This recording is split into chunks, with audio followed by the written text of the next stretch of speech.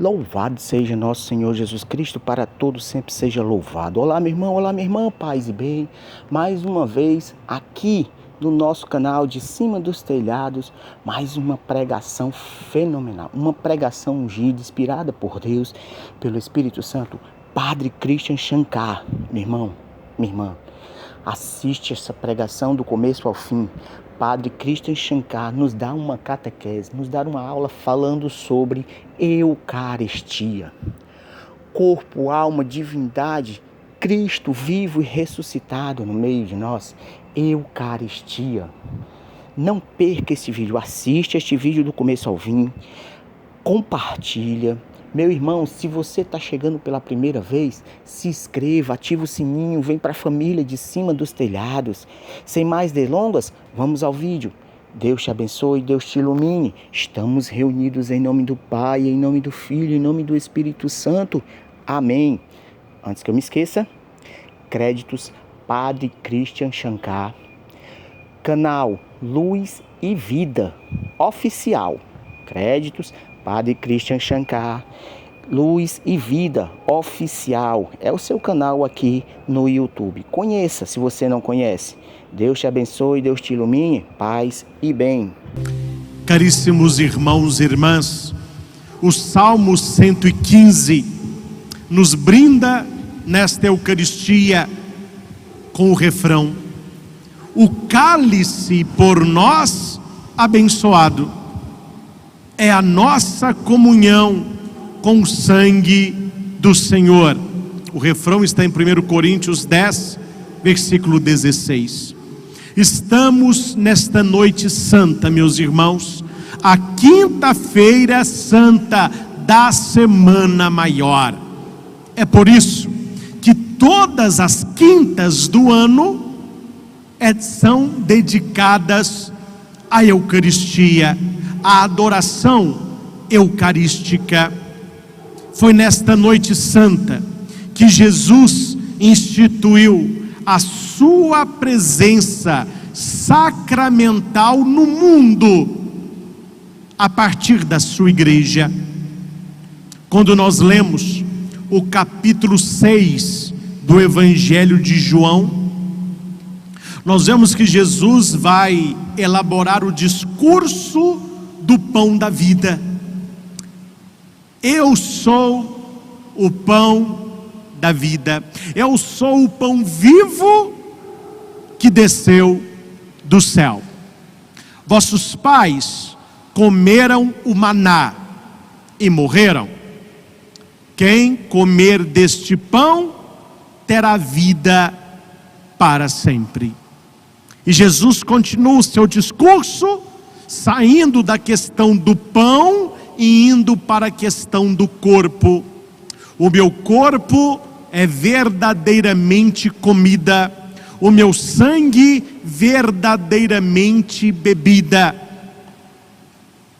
Quem comer desta comida, quem beber desta bebida, não terá nem fome e nem sede. Meus irmãos e irmãs, muitos tentam colocar nesta palavra de Jesus um simbolismo. Jesus não estava falando literalmente, ele estava falando simbolicamente. Mas nós temos aqui que quando os judeus escutaram Jesus dizer que deveriam comer a carne dele, deveriam beber o sangue dele, Jesus não volta atrás. Muitos judeus começaram a ir embora por causa desta palavra. Esta palavra é dura demais. Esta palavra é pesada. Quem pode escutar isso? Se Jesus estivesse falando simbolicamente, se fosse um pãozinho bento, se fosse um pouquinho de vinho abençoado, se fosse uma ceia simbólica, Jesus tinha dito: não, gente, pode voltar, não é meu corpo, não é meu sangue, é um simbolismo. Será pão e vinho, mas vão simbolizar o meu corpo e sangue. Jesus não retira o seu discurso, Jesus não muda a doutrina da Eucaristia. Muito pelo contrário, a Eucaristia divide aqueles que creem e aqueles que não creem. Jesus olha para os seus 12 e pergunta: e vós, não quereis partir também? Se quiser ir embora, a hora é agora. Ou aceita a Eucaristia, comungar o corpo e o sangue de Jesus, porque é corpo e sangue, ou pode ir embora. Pedro toma a palavra e diz: Senhor, a quem iremos nós? Só tu tens palavra de vida eterna. Só tu tens palavras de vida eterna. Pedro não entendeu aqui, mas Pedro aceitou aqui. Por que Pedro vai dizer que Jesus tem palavras de vida? Porque tudo o que Jesus dizia acontecia. Jesus mandou encher as talhas de água e levar para o mestre-sala, ali tinha vinho. Jesus pegou 5 pães e 2 peixes, rendeu graças ao Pai e houve a multiplicação. Quando Jesus dizia: eu quero, veja, a pessoa enxergava, os surdos ouviam, paralíticos andavam. Quando Jesus disse: Lázaro, vem para fora, Lázaro ressuscitou, ele estava morto há 4 dias. Meus irmãos, é impossível você acreditar naquilo que Jesus disse e naquilo que Jesus fez, se nós não acreditamos no principal, que é a Santíssima Eucaristia, o Santíssimo Sacramento do altar, a presença ressuscitada e viva de Jesus na igreja, através da Eucaristia, é presença real. Tomai todos e comei, isto é o meu corpo. Tomai todos e bebei, este é o cálice do meu sangue. Então não é simbolismo, é realidade. A igreja tem vários milagres eucarísticos, entre eles Lanciano, na Itália, onde um sacerdote, na hora da consagração, ele teve um lapso de dúvida se era realmente presença real. E aquela hóstia se transformou num pedaço de carne, e o vinho se coagulou em 5 pedacinhos de sangue, as 5 chagas de Jesus. E a hóstia é do miocárdio, do coração, com um rasgo no meio feito por uma lança. É um dos maiores milagres eucarísticos. Mas uma coisa eu digo: não seria necessário milagre algum para crermos na Eucaristia. Eu não acredito na Eucaristia por causa do milagre eucarístico. Eu acredito na Eucaristia por causa da palavra de Jesus. Jesus disse: isto é. Então é, não é simboliza, não é parece. Nós não estamos na missa fazendo um teatro. A missa é um sacrifício, sacrum facere. Fazemos o sagrado. A missa é a atualização no tempo e no espaço do que aconteceu no alto do Calvário. A celebração da missa é incruenta. Não há derramamento de sangue. No Calvário o sacrifício foi cruento. Jesus não morre de novo a cada missa, mas o mistério do Calvário é atualizado em cada Eucaristia. Enquanto houver no mundo, meus irmãos e irmãs, um sacerdote levantando uma hóstia e erguendo o cálice, Jesus estará salvando o mundo pela sua presença real. E a pergunta aqui é: como os discípulos aceitaram tudo isso? Como que a igreja compreendeu tudo isso? Para você entender a Santíssima Eucaristia, na sua origem, na sua profundidade, no seu embrião, é necessário voltar ao Êxodo.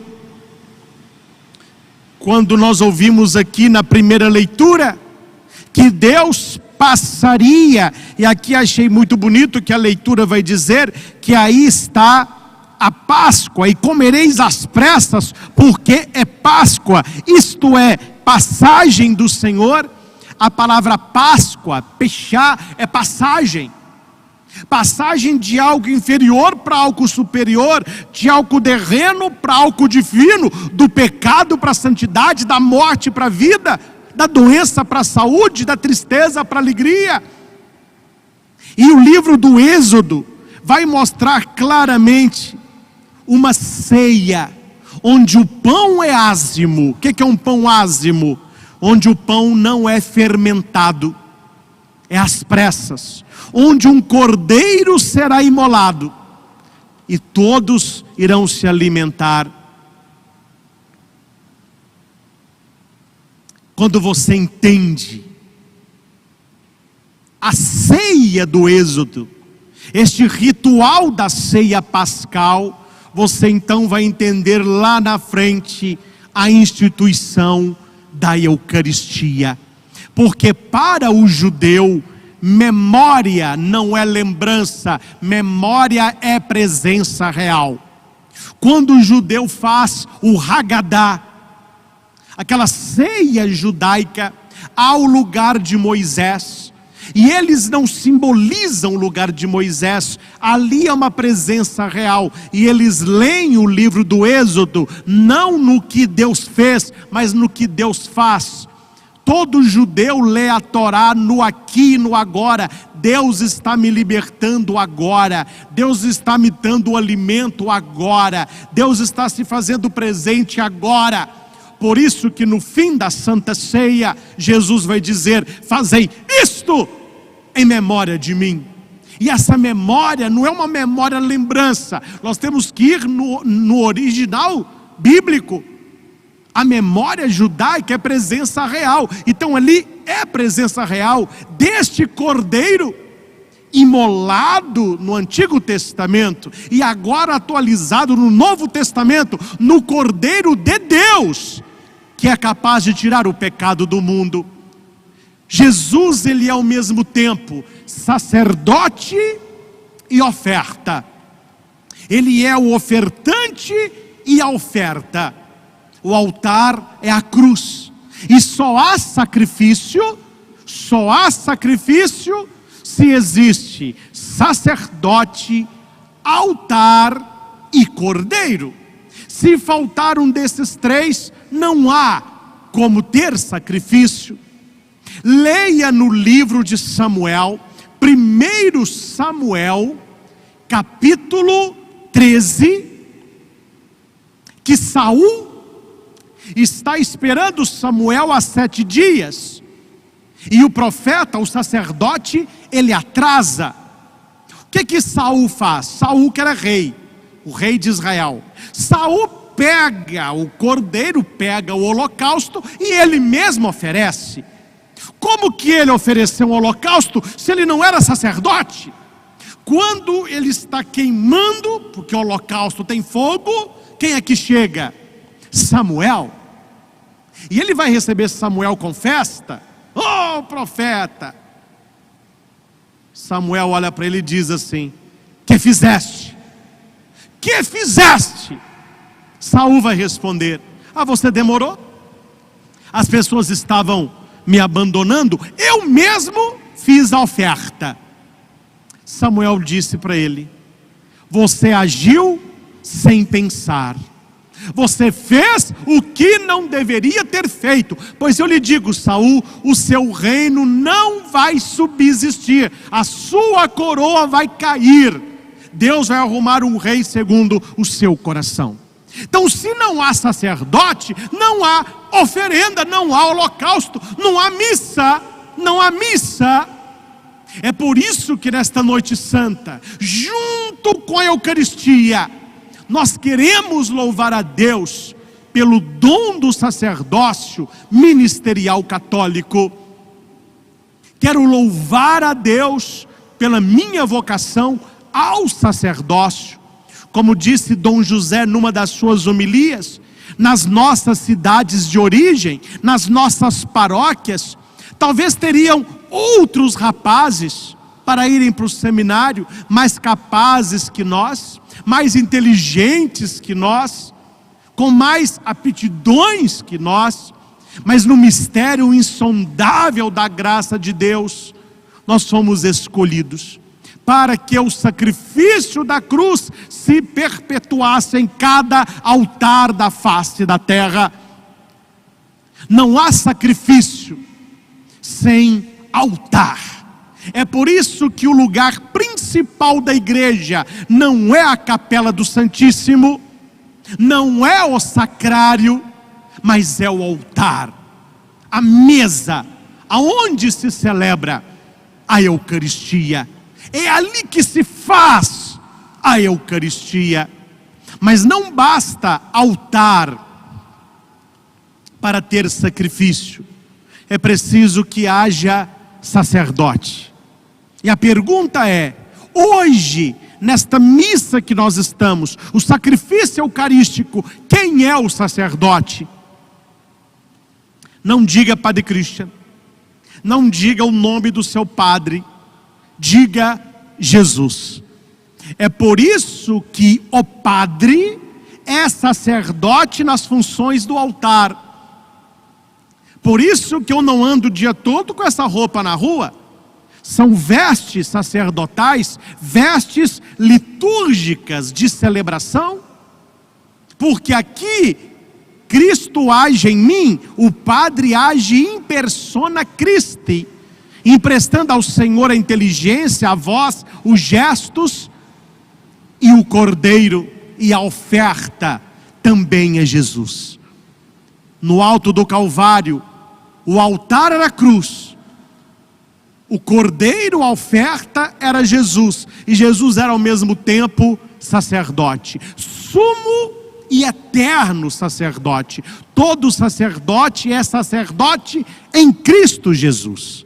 Hoje, aqui no Santuário Frei Galvão, o altar aqui está, e o altar deve ser de pedra ou de madeira, somente esses dois elementos: pedra, as pedras do Calvário, madeira, a madeira da cruz. O sacerdote continua sendo Cristo e a oferta continua sendo o Senhor. E como que a igreja, como que os apóstolos entenderam tudo isso que eu estou passando para você? Como que os primeiros discípulos entenderam a Eucaristia? Então eu tenho que voltar lá, eu tenho que voltar ao texto bíblico e não ficar no achismo, é ou não é? Vamos fazer uma votação para ver se a Eucaristia é ou não é Jesus. Não é questão democrática, é questão bíblica, é questão teológica, é presente, é dom, é oferta, é sacrifício. Nós ouvimos maravilhosamente a segunda leitura desta noite, que está na primeira carta de São Paulo aos Coríntios, capítulo 11, versículo do 23 ao 26, São Paulo vai dizer que ele não inventou a roda. São Paulo não criou a Eucaristia, a igreja não criou a Eucaristia, a igreja recebeu do Senhor como dom maior, o dom dele mesmo. Ele é o dom maior, ele é a Eucaristia, ele é o Santíssimo Sacramento do altar. E Paulo começa dizendo: o que eu recebi do Senhor, foi isso que eu vos transmiti. É por isso, meus irmãos, que a Igreja Católica jamais abrirá mão desta verdade bíblica, esta verdade teológica, a presença real de Jesus no Santíssimo Sacramento do altar. Porque eu, como sacerdote, eu transmito para a minha comunidade, eu transmito para essa porção do povo de Deus, a mim conviada por meu bispo diocesano, o que eu recebi. O bispo transmite o que ele recebeu, o Papa transmite o que ele recebeu, a igreja transmite o que ela recebeu. O que eu recebi do Senhor, foi isso que eu vos transmiti. Eu não posso negar o que Jesus disse, o que Jesus fez. Na noite em que foi entregue, o Senhor Jesus tomou o pão, E depois de dar graças, partiu e disse: isto é o meu corpo, fazei isto em memória de mim. Do mesmo modo pegou o cálice, este cálice é da nova aliança, cálice do meu sangue, fazei isto em memória de mim. Todas as vezes que comerdes deste pão e beberes deste cálice, estareis proclamando a morte do Senhor até que Ele venha. É por isso que depois da consagração, o padre vai dizer: eis o mistério da fé. E a assembleia responde: anunciamos, Senhor, a vossa morte, proclamamos a vossa ressurreição. Vinde, Senhor Jesus. Ontem, hoje e sempre. Ontem a morte, hoje a vida, amanhã o retorno. Jesus Cristo ontem, Jesus Cristo hoje, Jesus Cristo sempre. O texto bíblico, ele termina no versículo 26. Mas se você pegar a sua Bíblia, seja ela católica ou protestante, e continuar lendo os versículos, depois do versículo 26, São Paulo vai mostrar a presença real de Jesus, que não é uma presença simbólica, sentimental, mental, poética, mas é real. São Paulo vai dizer assim: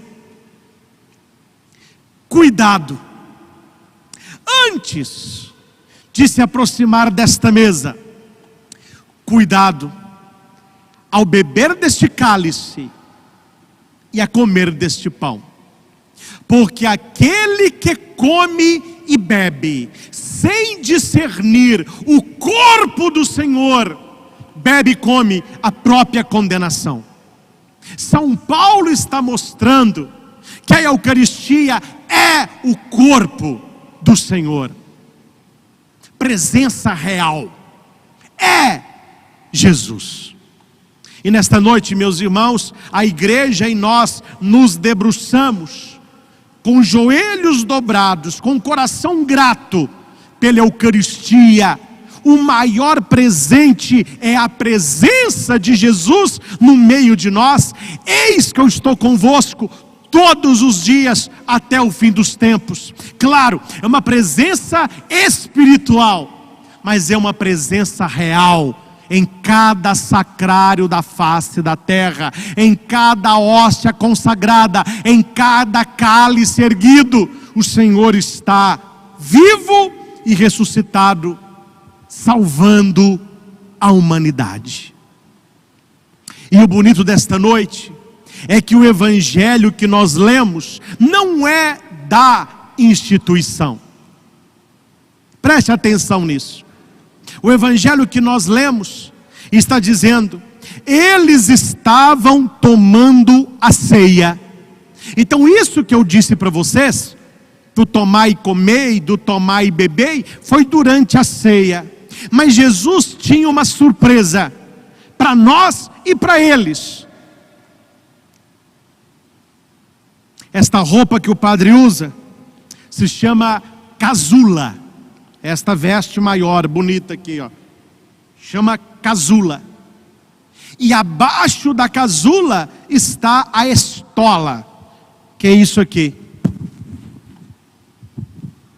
Esse aqui. Isso é a estola. E este branco é a túnica. A casula lembra o manto de Jesus. A casula simboliza o esplendor da igreja, a esposa de Cristo. Na Santa Ceia, nós lemos no versículo 3, Jesus, sabendo que o Pai tinha colocado tudo em suas mãos, e que de Deus tinha saído e para Deus voltava. Por que Jesus sabia disso? Porque tinha chegado a hora de passar deste mundo para o Pai. Tendo amado os seus, amou-os até o fim. Eu tenho aqui as duas colunas que sustentam o lava-pés: a obediência ao Pai e o amor aos irmãos. Jesus se levanta da mesa, ele tira o manto, pega uma toalha e amarra na cintura. A estola do padre, esta faixa, simboliza esta toalha do lava-pés, onde Jesus lavou os pés dos seus e enxugou. E o mais bonito da história é que depois que Jesus lavou os pés, está no versículo 12. Deixa eu ler aqui o versículo 4, junto com 12. Vamos ver se você entende a pegadinha. Versículo 4. Jesus levantou-se da mesa, tirou o manto, pegou uma toalha, amarrou-a na cintura. Versículo 12. Depois de ter lavado os pés dos discípulos, Jesus vestiu o manto e sentou-se de novo. Qual a pegadinha do versículo? Ninguém pegou? Não? Hã? Teve gente que acertou.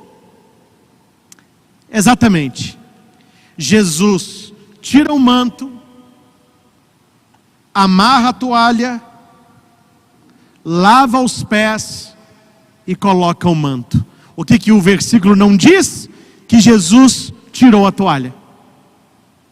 Uma vez que Jesus se torna servo da humanidade, esse serviço passa para toda a igreja. Jesus não tirou a toalha do serviço, porque é muito fácil, meus irmãos, e muito cômodo participar da mesa eucarística, mas não lavar os pés dos outros. Ficar o dia todo na igreja, mas não ajudar ninguém. Ficar falando de boca que é amigo de Jesus, mas não consegue amar os irmãos, a começar da própria família. E aqui para nós, você já escutou e é verdade, há pessoas que quanto mais rezam, pior ficam, porque elas estão apenas no orar e elas não vão para a ação. E Jesus transformou em sacramento, em sinal. O Papa Bento XVI vai dizer que não é entre os 7 sacramentos, mas se transformou em algo para se repetir, o gesto do lava-pés. Quem quer estar no altar com Cristo, se alimentando da Eucaristia, precisa aprender a lavar os pés uns dos outros. E a leitura é muito clara, há tanta humildade em lavar os pés, como em se deixar lavar os pés. A humildade tanto em servir, como em ser servido. Jesus vai perguntar no Evangelho: quem é maior? O que serve ou o que é servido? Para nós mineiros, né? O que vem primeiro? O que nasceu primeiro? O ovo ou a galinha? Uma coisa está intrinsecamente unida à outra. Jesus vai lavando os pés em sinal de humildade, em sinal de serviço, em sinal de kenosis, de abandonamento, de aniquilação, pela própria humanidade pecadora, a humanidade decaída. Eu não sei se você sabe, mas o contato do homem com a terra é a planta dos pés. E é bom que os nossos pés estejam bem deitados, porque o dia que os nossos pés ficarem de pé e não deitarem mais, quer dizer, nós que não vamos ficar de pé mais. Então o pé é o contato do humano com a terra. É a planta dos pés que me une à criação, ao Éden original e ao mundo de hoje. E é aí que Jesus vai lavar. Jesus não lava a cabeça, porque simboliza os pensamentos. Jesus não lava as mãos, que são as atitudes. Ele lava os pés, porque o pé simboliza o discípulo que anda pelo caminho. Aprendei de mim, que sou manso e humilde de coração, eu que sou o caminho, a verdade e a vida. Então Jesus vai lavando os pés dos discípulos. Quando chega a vez de Pedro, Pedro se levanta e diz: Senhor, quem sou eu para o Senhor lavar os meus pés? Eu é que deveria lavar os teus. Meu pé, você não lava não. E Jesus foi duro com Pedro. Olha, se eu não lavar os teus pés, acabou, você não tem parte comigo. Se eu não lavar os teus pés, você não é discípulo. Aí Pedro então lava os pés, mas lava também as mãos e a cabeça? Não, quem já tomou banho já está limpo. Vós estáis limpos, mas não todos. Jesus se referia a Judas. Meus irmãos e irmãs, quando Jesus termina o lava-pés e ele senta, colocando o manto, ele vai dizer assim: compreendeis o que acabo de fazer? Vós me chamais mestre e Senhor, e eu sou. Portanto, se eu, Senhor e mestre, vos lavei os pés, também vós deveis lavar os pés uns aos outros. Dei-vos o exemplo, para que façais a mesma coisa que eu fiz. Me diga, meus irmãos, numa linguagem simbólica, o que foi que Jesus fez quando ele voltou do deserto? Depois que ele venceu Satanás, o que Jesus fez até este presente? Senão lavar os pés da humanidade. Nas pregações, nas visitas, nas viagens, nos milagres, nas curas. Jesus nos deu exemplo. Não pensem, meus irmãos, que para imitarmos o Senhor, a partir de amanhã, nós vamos sair pelas nossas cidades, com um jarro, uma bacia na mão, lavando os pés dos outros. É isso que Jesus pediu. O gesto de Jesus vai além. Lavar os pés é amar, lavar os pés é perdoar, lavar os pés é ajudar, lavar os pés é estender as mãos, é caminhar junto, é oferecer o ombro, é o abraço. Tempos que nós não nos abraçamos, tempo que a gente nem se pega na mão. Esse é o lava-pés. E como nós vamos sair desta quarentena? Como que nós vamos sair deste período difícil pelo qual estamos vivendo, esta pandemia do coronavírus? Espero que todos nós, principalmente a igreja, descubra que há alegria em lavar os pés, porque Jesus lavará os pés da tua esposa, que é a igreja. Enquanto nós cuidamos, Jesus cuida de nós. Muitos não entendem, entre aspas, a solidão do padre, a vida solitária do bispo, do papa, uma solidão para não ser de alguém, para ser de todos, uma solidão na presença. Certa vez me perguntaram, na minha época de seminário, eu era seminarista: ô Christian, qual foi a sua desilusão amorosa? Qual foi a moça que te deu um fora para ferir o teu coração, para que você resolvesse ser padre?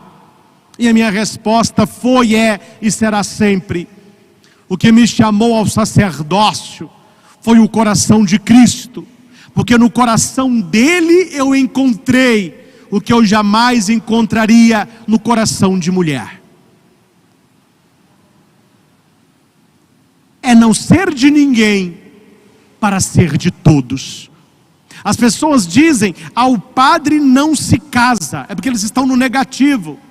Vá para o positivo. O padre se consagra. Não é o não casar, é o se consagrar ao mestre, para continuar sendo um pouco do que Cristo foi. Claro, estamos longe de ter a estatura dele, mas nas nossas misérias, oferecer o que temos para que o Senhor se faça presente. Jesus lava os pés por amor. Só vale ser padre se for por amor. Atendi há pouco tempo um rapaz querendo ir para o seminário. Não é de Divinópolis, veio à missa da família e me dizia: padre, eu estou pensando em ser padre. Eu falei com ele: se for por amor, vai que vai dar certo. Não vou dizer que é uma caminhada fácil, simples, tranquila, mas é uma caminhada sempre acompanhada. O Senhor prometeu que estaria com aqueles que o seguissem. Não há alegria maior para a minha vida do que ser padre, do que ser um sacerdote, do que presidir a Eucaristia. Eu seria um homem frustrado ao extremo se eu não fosse um servo do Senhor. E quem conhece a minha história, uma vocação que veio do útero de minha mãe, a quem devo muito do que sou e faço, uma mulher de oração. O que Maria foi na vida de Jesus, a minha Maria, Ana, é também na minha vida. Você que é mãe, ore pela sua família. Lave os pés da sua família. Porque um dia, mais cedo ou mais tarde, a tua família lavará os teus pés santos. Jesus deu exemplo por amor. Por amor. São essas 4 bênçãos, presentes, que nós celebramos na missa de hoje. E eu falei um pouquinho de todos.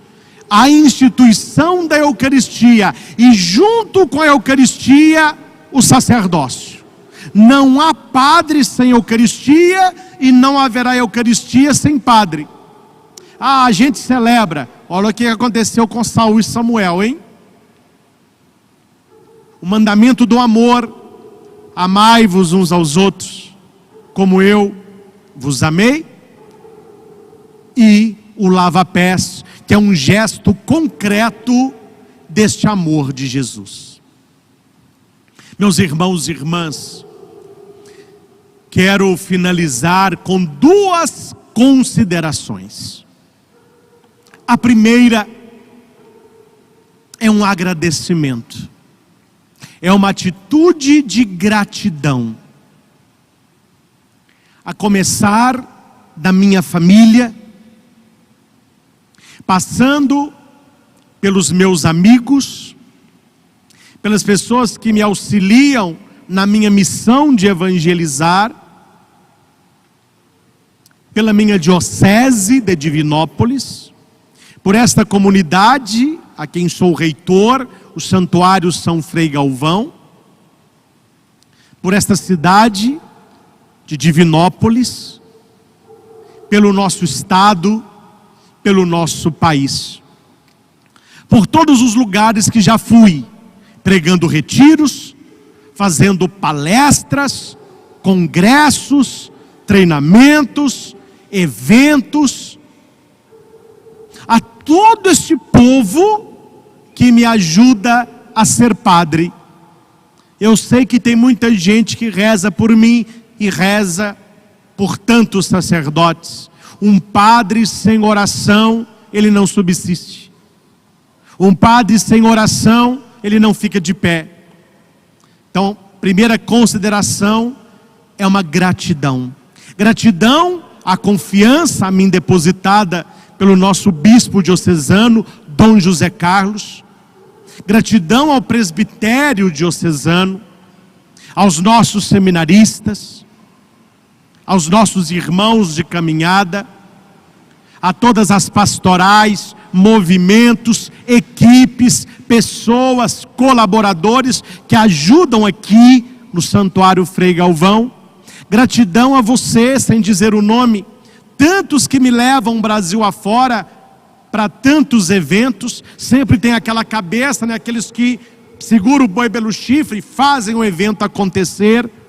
Não tem como eu falar aqui o nome de tantos e tantas, mas sinta-se abraçado por mim. No dia do sacerdote, eu sou feliz porque tenho você somando no meu ministério.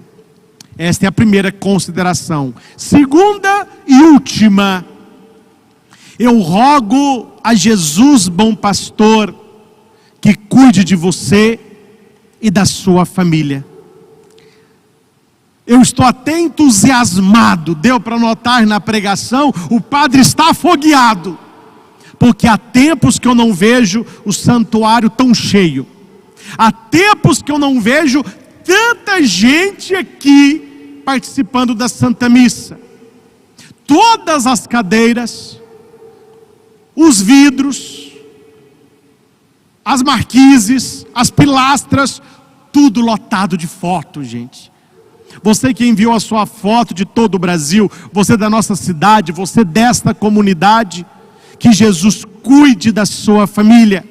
E se você não enviou a sua foto, coloque aqui a sua família, coloque numa dessas cadeiras, numa dessas famílias, simbolizando a tua família, a tua vida, a tua história.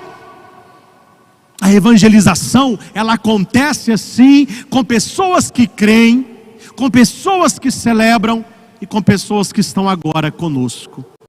Bendito seja Deus por permanecer conosco na Eucaristia. Bendito seja Deus pelo dom à sua igreja do sacerdócio ministerial, o clero católico. Louvores a Deus pelo mandamento do amor, o amor vertical, o amor horizontal. Gratidão a Jesus pelo exemplo que nos deu, como mestre e Senhor, lavando-nos os pés. Que possamos, como Jesus, continuar a nossa missão, lavando os pés da humanidade e ajudando com aquilo que podemos ajudar, sendo o melhor que podemos ser, para a honra e glória do Senhor Jesus. No instante de silêncio, eu convido a todos vocês que estão conosco agora, a um momento de oração pessoal. Tudo aquilo que eu trouxe como reflexão, eu não fiz nem roteiro, eu falei do meu coração. E quando a gente fala do coração, nós falamos de nós mesmos. Perante tudo que foi dito, feche os teus olhos e faça um momento de oração. Pode fazer um fundo para mim? Vou te dar um tempo para você rezar com a sua família. Louvado seja nosso Senhor Jesus Cristo, para todos sempre seja louvado. Meu irmão, minha irmã, se você chegou até aqui, eu te peço mais uma vez, deixa o teu like, deixa o teu comentário. O YouTube entende que o conteúdo é bom e vai sugerir para as outras pessoas. Você que está chegando pela primeira vez, vem para a família de cima dos telhados. Sagrada tradição, sagrado magistério, sagrada escritura. Assim é feito o canal de cima dos telhados. Tudo isso para levar, glorificar e exaltar Jesus Cristo, a própria misericórdia do Pai. Meu irmão, minha irmã, vem para a família de cima dos telhados. Este vídeo do Padre Christian Shankar, como eu já falei, né? Créditos, Padre Christian Shankar, o seu canal oficial no YouTube, Luz e Vida. Conheça o canal do Padre Christian. Meu irmão, este vídeo, ele foi feito há mais de 4 anos atrás. Não vamos deixar este vídeo se perder. Não. Compartilha, leva para as tuas redes sociais. Vamos levar a palavra de Deus. Tá bom? E eu agradeço muito a Deus por você estar chegando aqui, por você fazer parte da família. Que Deus abençoe a você que já faz parte da família. Louvado seja nosso Senhor Jesus Cristo, para todos sempre seja louvado. Estivemos e sempre estaremos reunidos em nome do Pai, em nome do Filho, em nome do Espírito Santo. Amém. Paz e bem.